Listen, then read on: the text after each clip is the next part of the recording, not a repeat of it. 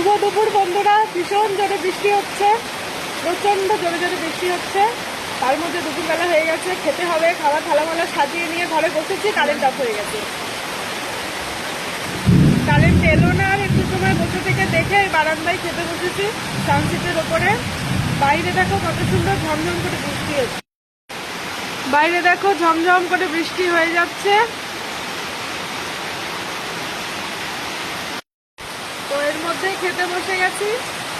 মা আজকে সবকিছু রান্না করেছে, আমি একটু হেল্প করে দিয়েছি। মা করেছে, কি কি রান্না করেছে সেটাই চলো তোমাদের সঙ্গে আজকে শেয়ার করবো। মা রান্না করেছে গরম গরম ভাত, তারপরে শসা কেটে রেখেছি।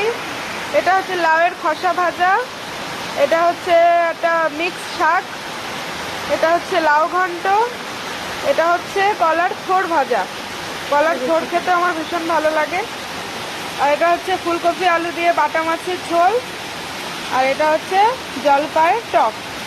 তার জন্য লাউ চিংড়ি হয়েছে, কিন্তু যেহেতু আমি চিংড়ি মাছটা ছোটোবেলা থেকেই খাই না, সেই জন্য আমার জন্য শুধু লাউ ঘন্ট, মানে চিংড়ি মাছ ছাড়া শুধু লাউ দিয়ে ঘন্ট হয়েছে আমার।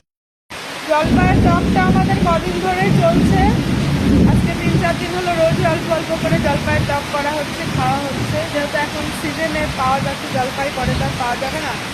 প্রচণ্ড বৃষ্টি হচ্ছে, সেজন্য আমার কথাও হয়তো তোমরা ভালোভাবে স্পষ্টভাবে শুনতে পাবে না। ভিডিওটা রেকর্ডিং করলাম এই বৃষ্টির মধ্যে, হয়তো ভালোভাবে হয়তো শুনতেও পাচ্ছ না তোমরা। যাই হোক, একটুখানি কষ্ট করে শুনে নিও। ভালো থেকো সবাই, এবার খাওয়া দাওয়াটা করে নিও। টাটা।